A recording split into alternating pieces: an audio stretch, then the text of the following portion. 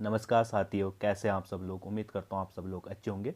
तो आज की वीडियो में हम उत्तराखंड के कुछ महत्वपूर्ण प्रश्नों की चर्चा करेंगे जो कि हमारे आने वाली परीक्षाओं की दृष्टि से बहुत ही महत्वपूर्ण है।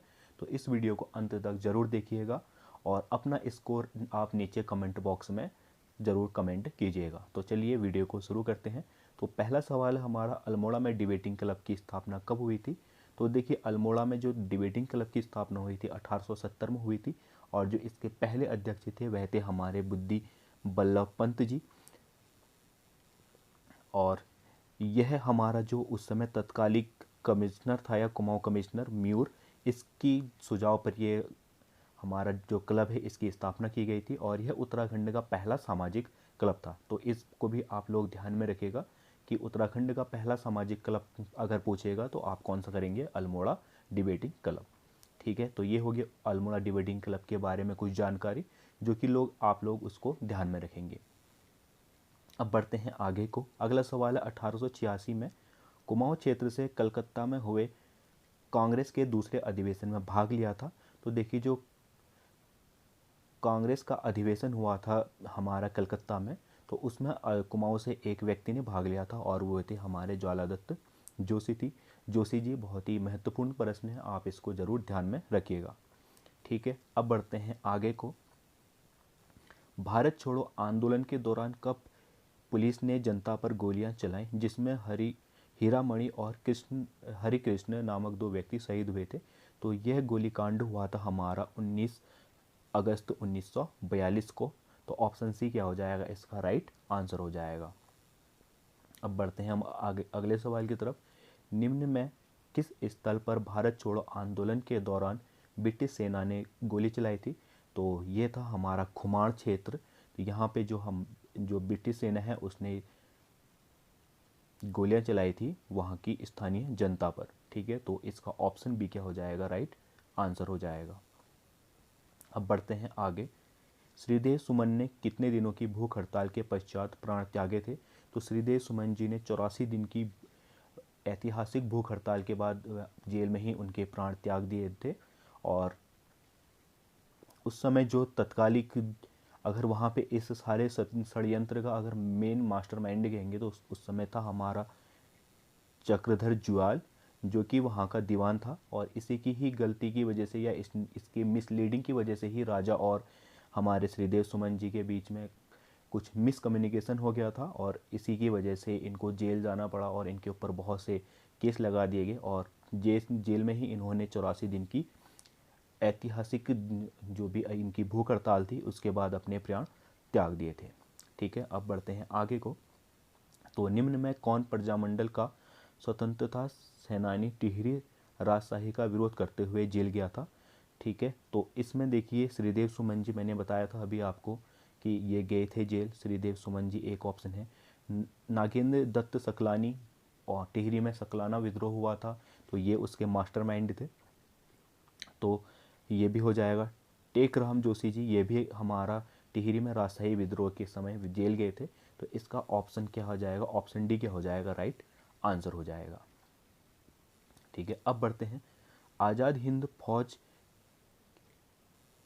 के 23,266 भारतीय सैनिकों में से कितने सैनिक गढ़वाली थे। ठीक है, तो जो हमारे सुभाष चंद्र बोस जी द्वारा बनाई गई आज़ाद हिंद फौज थी उसमें से 2500 जो सैनिक जो थे हमारे गढ़वाल क्षेत्र के थे।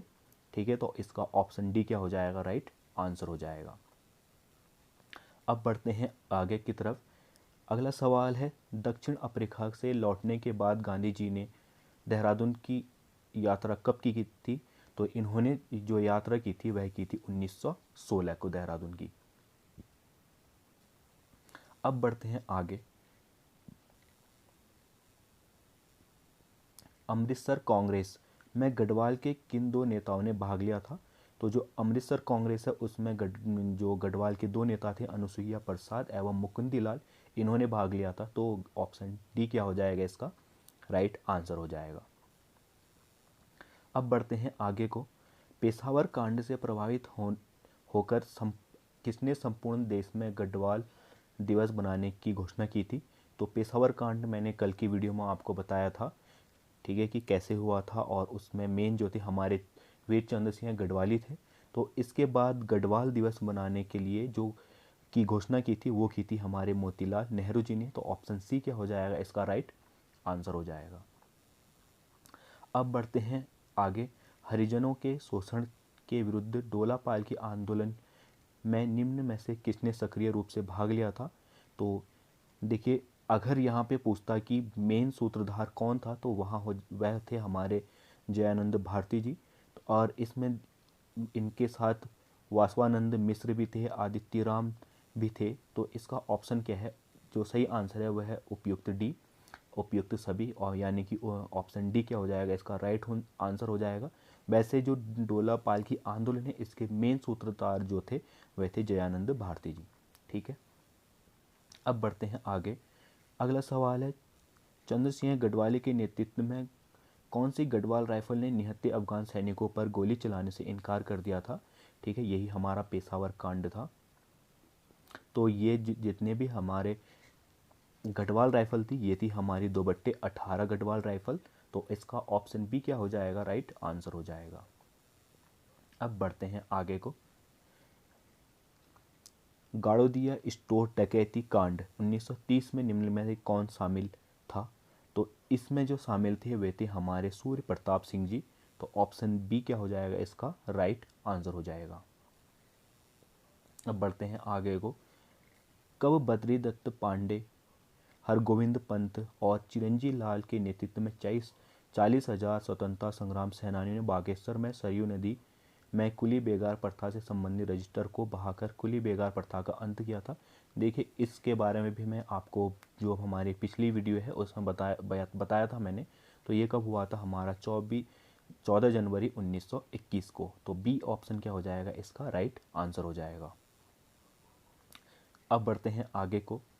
कब टिहरी रियासत को छोड़कर पूरे उत्तराखंड में जगह जगह तिरंगा फहराया गया था? तो यह फहराया गया था हमारा 26 जनवरी 1930 को। ठीक है, कौन सा 26 जनवरी 1930। ऑप्शन ए क्या हो जाएगा इसका राइट आंसर हो जाएगा। अगला सवाल है, गांधी जी ने अपने कितने दिन के प्रवास के दौरान अनासक्ति योग नाम से गीता की भूमिका या टीका लिखी थी? तो वह लिखी थी 12 दिन, यानी कि ऑप्शन ए क्या हो जाएगा इसका राइट आंसर हो जाएगा। ठीक है, तो अगला है, तिलक और एनी बेसेंट से प्रेरित होकर किसने उत्तराखंड में होम रूल लीग आंदोलन चलाया था? तो इसमें देखिए विक्टर मोहन जोशी जी भी शामिल थे, बद्रीनाथ पांडे भी शामिल थे और चिरंजी लाल भी थे। तो इसका ऑप्शन डी क्या हो जाएगा राइट आंसर हो जाएगा। अब बढ़ते हैं आगे को। कुमाऊं परिषद में निम्न में से किस आंदोलन में सक्रिय भूमिका निभाई थी?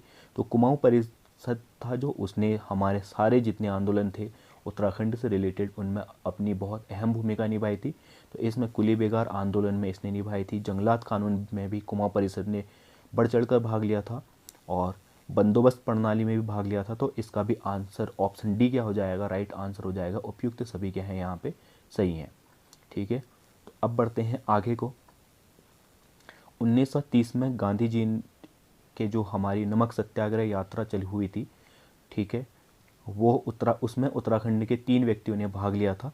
तो वो कौन कौन से हैं ये पूछा गया है सवाल में। तो इसमें देखिए ज्योतिराम कांडपाल जी, भैरव दत्त जोशी जी और खड़क बहादुर 3 लोग शामिल हुए थे उनकी दांडी यात्रा में। तो उपयुक्त इसमें भी क्या हो जाएगा ऑप्शन डी, यानी कि उपयुक्त सभी क्या हो जाएगा राइट आंसर हो जाएगा। आप इनके नाम याद कीजिएगा, ज्योतिराम कांडपाल, भैरव दत्त जोशी और खड़क बहादुर। ठीक है, क्योंकि कभी कभी ऐसा हो जाता है कि ऑप्शन में सिर्फ इनमें से सिर्फ एक का नाम दे देगा और पूछेगा कि कौन इनमें से शामिल था या कौन शामिल नहीं था, अगर 3 भी दे देगा तो। ठीक है, तो आप इनके नाम जरूर याद कीजिएगा। अब बढ़ते हैं आगे को। स्वतंत्रता आंदोलन में सल्ट की भूमिका की सराहना करते हुए किसने इसे कुमाऊं का बारदोली कहा था? तो ये कहा था हमारा महात्मा गांधी जी ने। अब बढ़ते हैं आगे को। किस महिला आंदोलनकारी को 1932 में जिंदा या मुर्दा पकड़ने का आदेश दिया गया था? तो वो थी हमारी कुंती वर्मा। इनको ब्रिटिश सरकार ने जिंदा या मुर्दा पकड़ने के लिए आदेश दिया था। अब बढ़ते हैं अगले सवाल की तरफ। निम्न में से कौन सा युग्म सही है? भक्त दर्शन लैंसडाउन से थे, ये सही है। युगवाणी नामक जो हमारा समाचार पत्र है वह देहरादून से प्रकाशित होता था, ये भी सही है। कर्मभूमि भैरव दत्त की रचना है, ये भी सही है। तो यहाँ पे ऑप्शन डी क्या हो जाएगा, राइट आंसर हो जाएगा। ठीक है, तो इस वीडियो को करते हैं यहीं पे समाप्त। उम्मीद करता हूँ आप लोग को वीडियो पसंद आई होगी। तो मिलते हैं अगले दिन और एक नई वीडियो के साथ। तब तक के लिए अपना ध्यान रखिएगा, बाय।